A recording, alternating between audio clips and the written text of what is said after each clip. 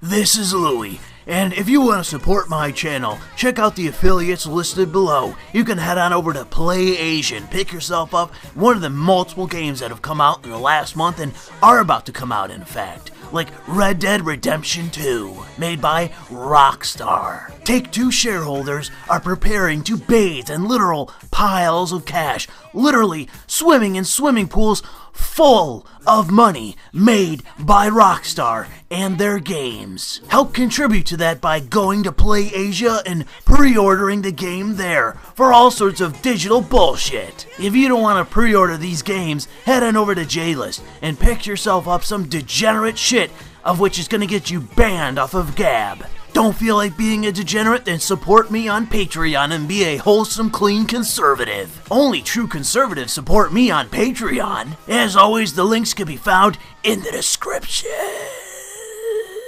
So this is Louis, and it's a day later after I finished the script, recorded, edited, and was about to render this commentary.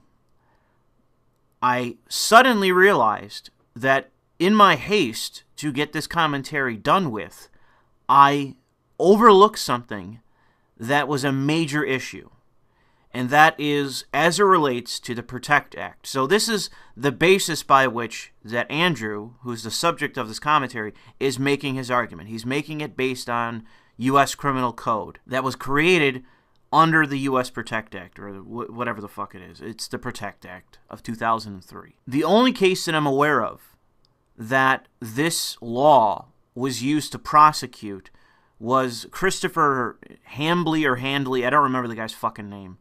But he was the only person prosecuted under it.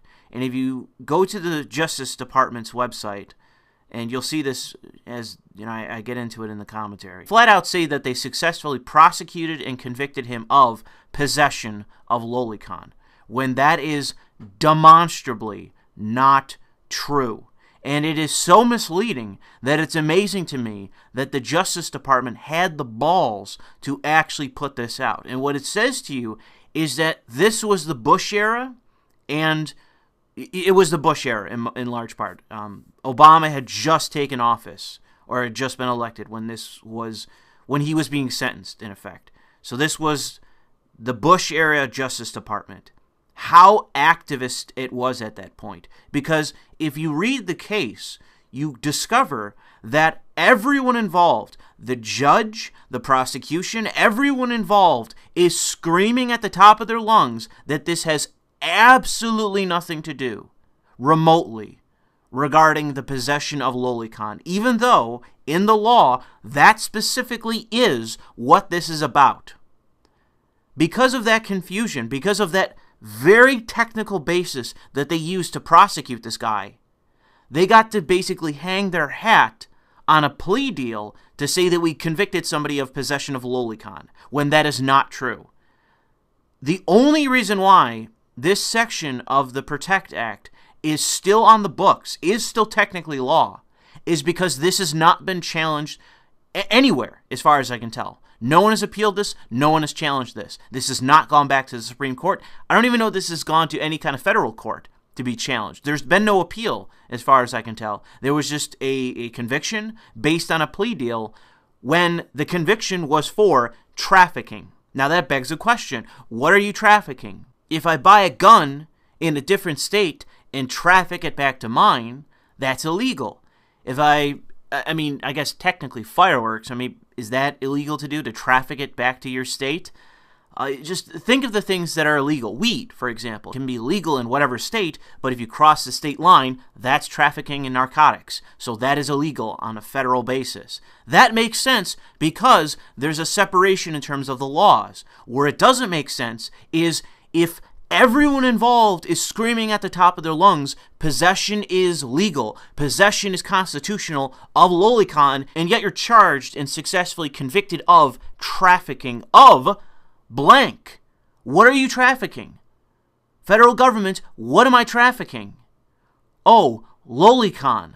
Well, on a federal level, is it legal to possess it? Yes, and no one is saying otherwise. Then how can you be conceivably convicted of trafficking it if it is legal to possess it. It is a nonsensical basis because there is no, it's not a matter of volume. It's not a matter of like dime bag of loli versus, a kilo of loli or some such shit. There's no basis by which that distinction is made. So in what way is trafficking the issue if it is legal to possess it and it's legal to download it? This whole case is ridiculous. And you can see through the prosecution and of the defense is saying over and over again, you're specifically prosecuting us, or my client, or the defendant, for possession. And yet the court has to keep saying, and the prosecution has to keep insisting, no. It's about trafficking. It's about interstate commerce violations. When it's like, okay, by what distinction is it a fucking violation? And they never address it. And it's like, it ruins my whole commentary because all one has to do is say, you don't address what he was convicted about. You don't address the fact that he was convicted. You don't address this single case since fucking 2008. Since 2003, in fact. This is the only fucking known case that I'm aware of anyways that's cited as being prosecuted. The only conviction. And it was on the grounds of the guy taking a plea deal after facing 15 years in prison for trafficking something that is legal, by which there's no measure of distinction. Again, if you are trafficking in narcotics between state lines, there's the distinction of what, how much, volume. It makes no sense. And in the middle of this commentary, you're going to get to another point like this where the screen is black and I just start ranting. And that is the moment in which I realized in listening back that I had fucked up. That I had left this gaping hole in my argument to just take the sum total of everything I said, the totality of what I say, and just throw it in the garbage. Based on, you're just arguing from rhetoric. This is just rhetoric. Because you're not addressing the actual technical basis of this conviction. Because you fail to address this man being convicted by what the Justice Department claims is possession of fucking loli. Because you fail to address it, and this is the U.S. Code.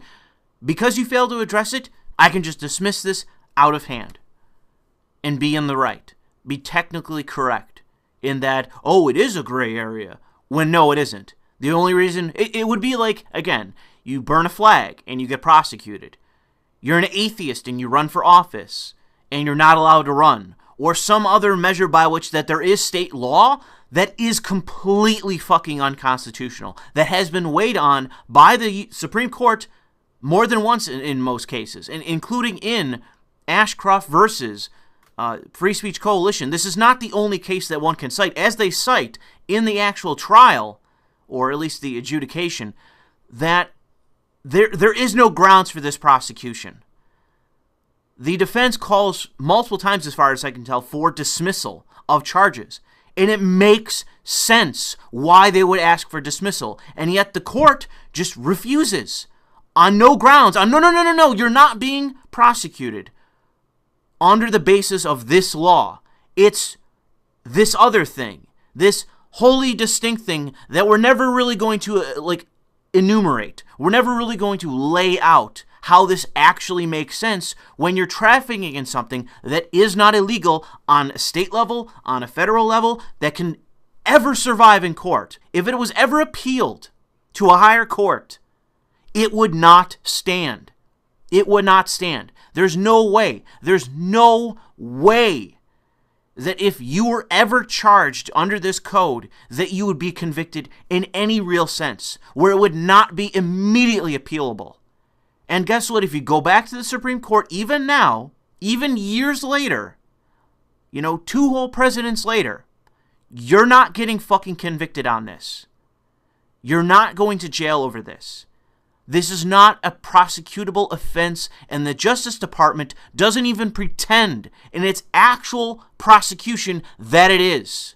But because they got one case under their belt, which they lie about publicly, I now have to take my commentary, which is very neat, very clean, very concise, and basically just scrap it. But the thing is, I don't want to. You know, I busted my ass yesterday, worked for hours to get this goddamn thing out. And it's not fair to the principle of the matter to just do that. Because in terms of the law, in terms of the highest court, I am correct. In terms of the lower courts in this bullshit fucking law, I'm incorrect. Because it's still technically on the books. Fuck that. That is not quote-unquote gray area. That is activist prosecution and activist judges misinterpreting a law deliberately and failing to dismiss a case based on the fact that the prosecution is based on a law that is unconstitutional. The entire goddamn law would probably have to be scrapped and rewritten, or at least the Supreme Court would have to take the sections out and say, hey, these sections are not constitutional. We've already ruled on this multiple times. Goodbye. Charges dismissed. Previous conviction overturned.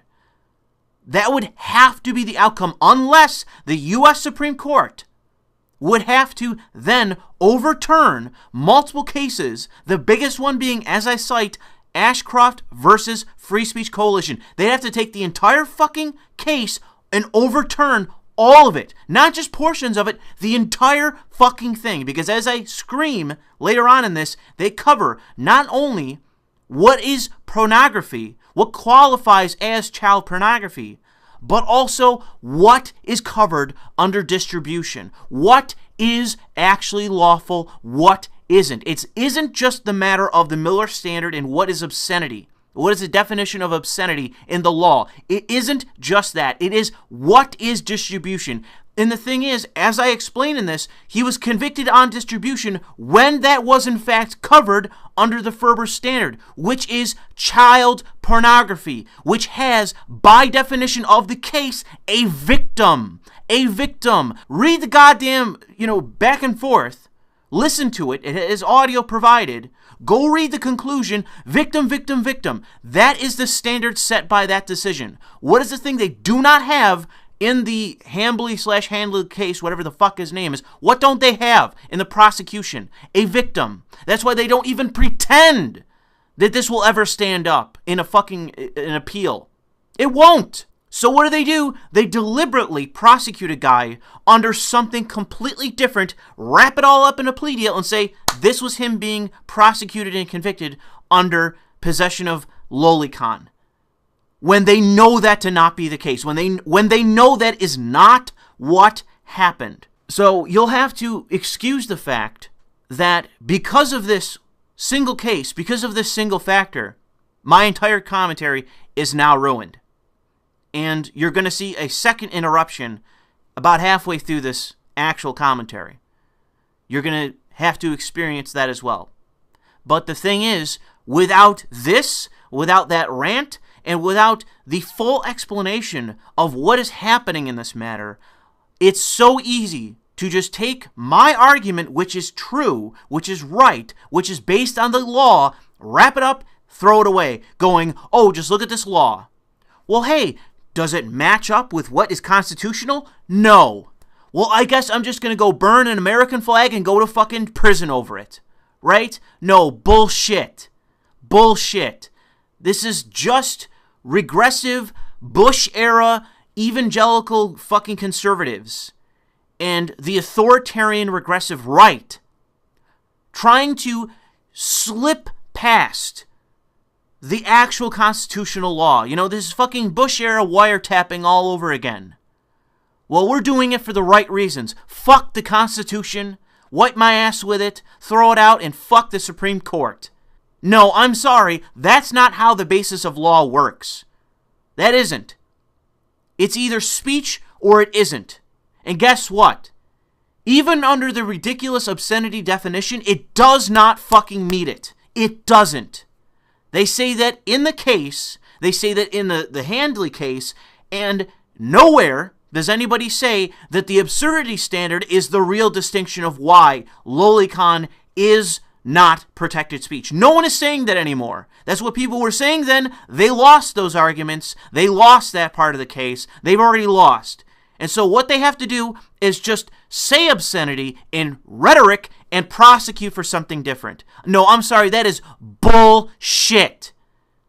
This is why I say the obscenity standard is fucking trash. Why I wipe my ass with the obscenity standard. Because you can't prosecute on it. You don't. No one is. This is such horseshit that we like to live in this fantasy land where our definition for this actually exists, and yet every fucking time it goes before the Supreme Court, every fucking time, it gets looser and looser and looser, and here we are, where digital child porn, even raping a child, is not obscene. Is not obscene. Is protected speech. And if that is, what the fuck isn't? And that would be my thing, right? That's my question. What the fuck is obscene then? Tell me what the goddamn distinction is then.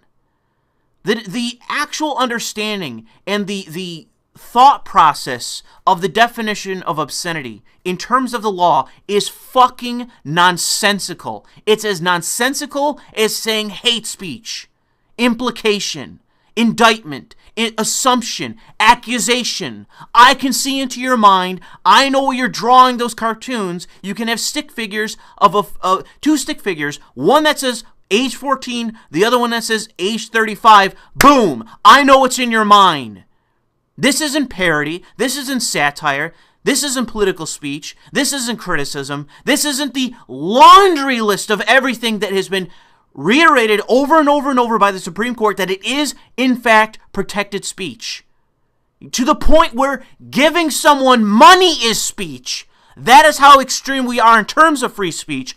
All of a sudden, because I can read your fucking mind and know why you drew what you drew, and I can look at what you drew, two stick figures, and say, that's child porn. Because of that, there's an obscenity definition. Suck my dick.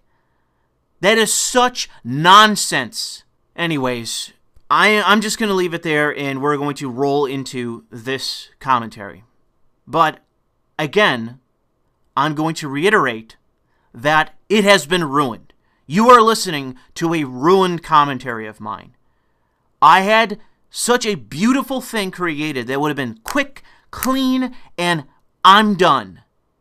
Could have finished this shit yesterday, and it would have made my day. I busted my ass at work all fucking day, got home, recorded it, got back home after another case, finished it off. All of that was fucking ruined because of this one stupid ass case. But I'll leave it there.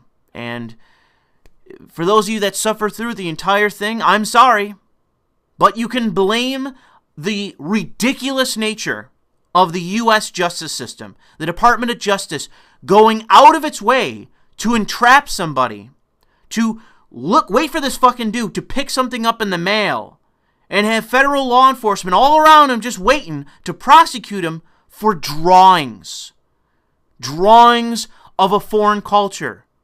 To such a degree that no one wants to address what they are. No one wants to address the philosophy of, is this obscene? Even though again and again we say it isn't. This is you being prosecuted for something that people are not willing to address. It is a taboo. It is taboo even in our court system. And because of that, we don't want to address it. We're just going to prosecute you for trafficking the thing we're not discussing.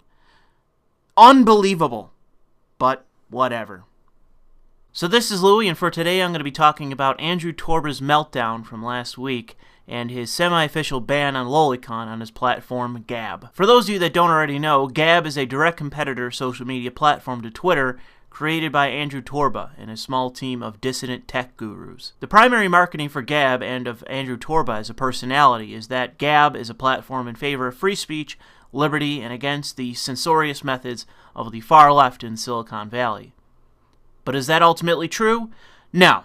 As I've said before, Hate speech is the qualifier the left uses for censorship, and for the right they have obscenity. Several months ago, I intended to cover the sudden wave of censorship that occurred on Steam, but as quickly as it happened, Valve flipped and decided that on their platform nearly anything goes. The organization behind the censorship was a right-wing Christian anti-pornography NGO that masks itself in feminist lexicon. Regardless of the name change and the slick language, these are the holdovers of the actual moral majority movement back from the 1980s. When I use the phrase Bay Area moral majority, I am mocking the moralizing left, but it's by comparing them to the authoritarian, messianic right wing that has mostly dissipated. The problem is that, as I said, the left has hate speech and the right has obscenity. Neither group seems willing to address that both of these standards are in fact covered by the First Amendment, and provably so. However, for the sake of argument, let's just put a pin in that. Last week, using the official Twitter account for Gab and his own account, Andrew went on a seemingly unprovoked tirade about lolicon, the digital depiction of childlike or near underage persons typically derivative of Japanese art styles. Andrew started by claiming his personal disgust for loli, which is fine, but quickly escalated by stating that he intended to ban these images from Gab. Users of his platform and, let's be real, weebs that like loli argue that his position was hypocritical and by all appearances hysterical. The reason why I'm not screaming in this video and why I didn't find this surprising in the least is due to the fact that Andrew is a well-known obnoxious asshole. If you followed him for any amount of time, you'll have realized by now that he is an unbelievably unprofessional and impulsive prick. He is the worst part of his company, and he constantly pushes people away in this exact way. The worst part of Andrew is what we now observe is his apparent hypocrisy on the issue of expression. If you feel the need to vent your anti-Semitic or white supremacist horseshit, and I mean those things as they are, not as buzzwords for generic conservative beliefs, you can shout them loudly on Gab. You can't say that on Twitter, at least not without being a Muslim first. But if you want to post anything resembling lolicon, and that's a wide spectrum of genres, Andrew's going to call you a pedophile and possibly ban you from the platform. I say possibly because as far as I can tell, he doesn't actually lay out what the standard is or what exactly the consequences are. Everything is just implied as though we're supposed to know what the limitations are based on his completely subjective offense. But let's address the concrete. What is Andrew's argument? Andrew states that lolicon is digital child pornography and violates Title 18 of the U.S. Criminal Code, Section 1466A. He also states that lolicon is illegal in multiple states and even foreign nations.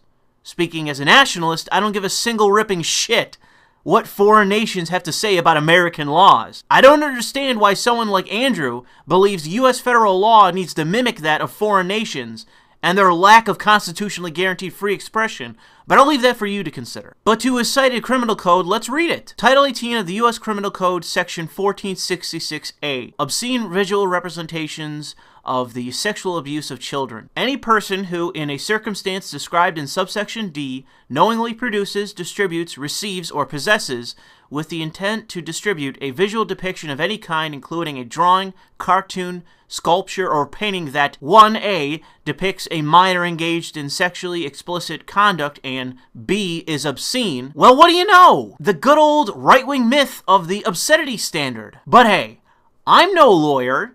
This could be a genuine textbook in ironclad law. When was it passed? April of 2003. Well. The Protect Act. Isn't that just a big old coincidence? Because I happen to know that this law was passed in response to a certain Supreme Court case. Ashcroft versus Free Speech Coalition. Those of you that have watched my videos on this in the past know that I cite this case off the cuff because the creation of, possession of, and distribution of digital child pornography, or lolicon in the Japanese context, is constitutionally protected artistic expression. First Cousins is legal, my friend. Legal. Yeah, okay. Not only was this decided by a safe majority, including Clarence Thomas, but this would have been a 7-2 decision if Antonin Scalia hadn't insisted in being convoluted in his reasoning. Moreover, the Miller Standard, if put in a digital context, would not be upheld after this decision. Porn advertisements are everywhere online, and nobody is claiming this to be illegal. The Miller Standard is completely obsolete and unconstitutional. Moreover, You see this article on screen? Violation! Violation! We got a Ferber standard violation here! See, nobody cares. Nice hat. You're trying to look like a secret agent?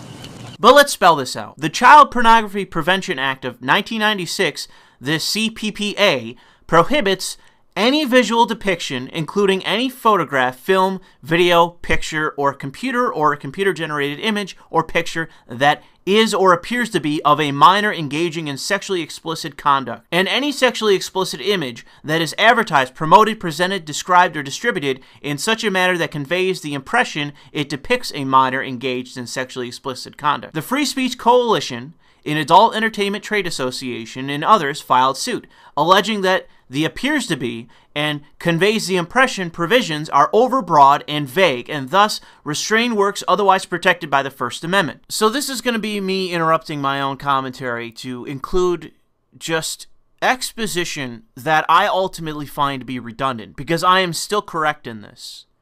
And it frustrates me that I recorded a 10-minute commentary, very concise, very to the point, and yet now when I have to go back and reread this shit, after I recorded this, it's just so frustrating to me. What this does is that it creates the image of corruption, of laws that are on the books. This U.S. Code, through the PROTECT Act, is still on the books, but it is so flagrantly unenforceable that in the only case that I can cite to you in which it's prosecuted, let's read this DOJ from the United States Department of Justice, a press release. Let's read it together from 2009.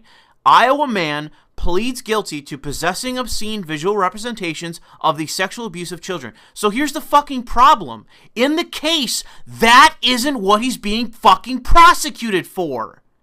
If you actually read the case, he's actually being prosecuted in that he participated in interstate commerce. It's not even the distribution of, it's the violation of interstate commerce, which is escalated to the federal level. That is what he's being prosecuted on. And in his own defense team keeps reiterating that he is in fact being prosecuted for possession. And the court just keeps denying it. The prosecution denies it, the court denies it, even though clearly that was what he was being prosecuted for. And even in the briefing, that's what they say it was for. What's amazing is that despite the fact that he was being prosecuted under a subsection of this law, of the code, and not the actual code itself, not the primary basis for the violation, that isn't what he was being prosecuted for. Despite that, he still faced the maximum sentence of 15 fucking years. Even though that's not what he was fucking being prosecuted for. That isn't what he was charged under. Yet still somehow it is a violation of this fucking code. They didn't enforce it. They didn't prosecute for it because it is not enforceable. I understand that this is going to be a bad part of this commentary. What was such a neat and clean commentary, this is pissing me off because it's late night, I should already be going to bed, and yet now I have to address this bullshit because of how technical this is. Even though I stand by the fact if this fucking dude would have went to the Supreme Court, he would have won. He could have won in the appeals process. I'm surprised. As far as I know, he didn't appeal. Maybe he did and I just don't have it. But this is the problem. If we go back to the conclusion of the actual Ashcroft versus Free Speech Coalition case, there's two parts. Two parts. Everyone is hung up on the Miller standard. But that, like, I still argue that there's violations of the Miller standard every fucking day of the week and no one fucking cares. No one cares, including the Ferber standard. But the issue is two parts. Two-prong. Two parts. What's the second portion of this? Distribution under fucking Ferber. That was part of this fucking case. How is it that in the prosecution that he pled guilty under something that was covered under this case? How is it that he was prosecuted? Even though, again, you go back to the original. Let's go back and look at the law. He wasn't prosecuted for this. It was a subsection of this under interstate commerce. Distribution. Distribution was covered under the Supreme Court case. This entire section of the Protect Act, the entire portion, is unenforceable. I can't believe this guy was convicted under this. I can't believe it. All you have to do is read the fucking case and realize that he's not even being fucking prosecuted under the... And again, the court keeps having to deny it. They keep having to deny over and over again that this is why they're charging him. Because they know that Ashcroft versus Free Speech Coalition completely invalidates this law. This was one portion. The whole appears to be or implies in terms of underage. That was one portion of the law. One fucking portion. Just because you reiterate it and leave out the nebulous language doesn't mean the second portion doesn't apply. The law is still technically unconstitutional. If you want to escalate something and prosecute him under a subsection, something that is not to do with the original portion, the original violation. This is about the lolicon. You say it in your own press briefing, and yet that is not what he was charged for. That was not what he pled guilty to.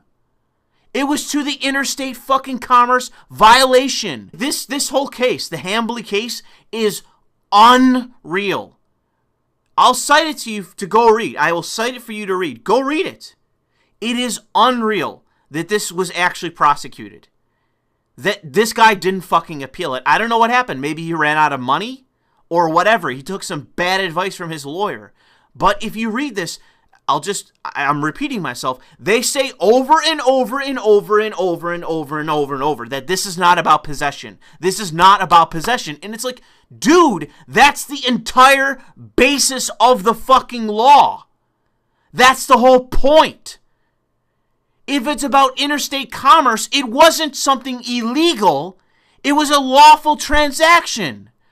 If it's legal to import it and it's legal to possess it, how is it that somehow you receiving it in the fucking mail is you violating interstate commerce? How is that you violating it? How? How is Just USA not out of business?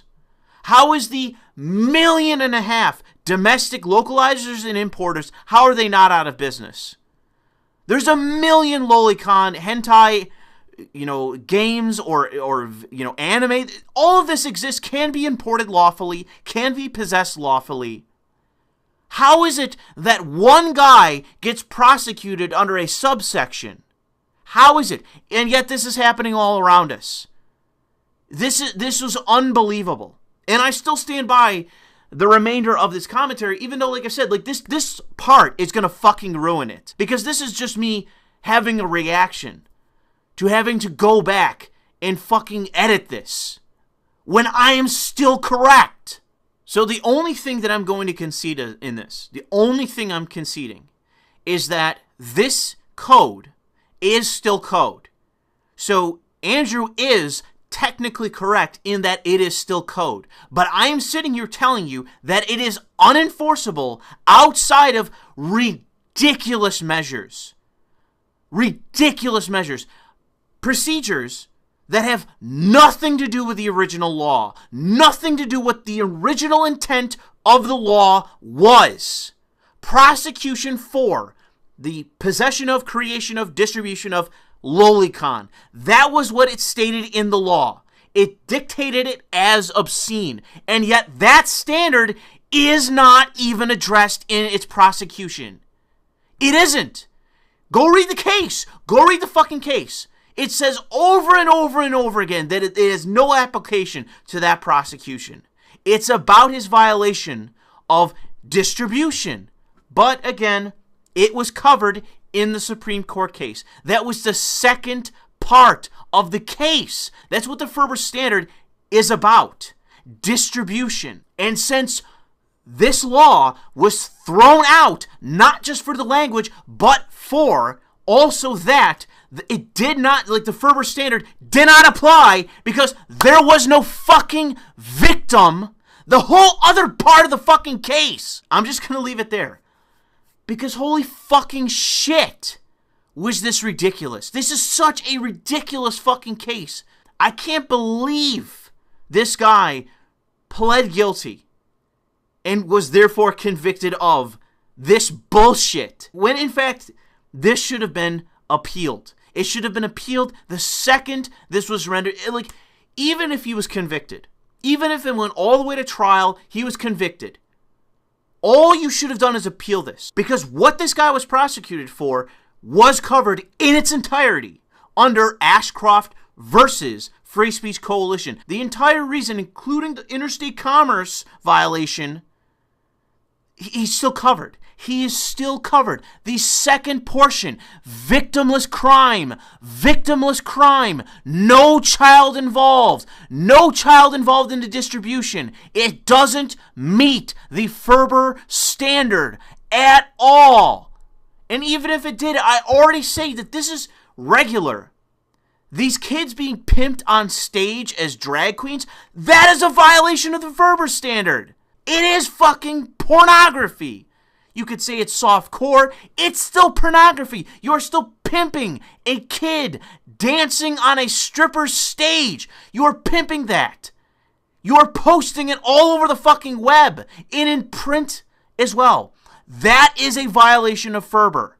Why is it these people, not only these publishers, but the parents, the people distributing this material by hand in print of their kid, why isn't it that the kids that are being pimped out by their fucking parents, and they are printing that and distributing it, why aren't they being prosecuted? Why? Why is it one random guy with some lolicon that he imported is being prosecuted, and the fucking parents to the kids who are distributing leaflets and advertisements for the kid that they're putting on a stage and who's dancing around like a fucking stripper, who is beyond underage, who's not even fucking in puberty yet? Why is that not a violation of U.S. code? Why?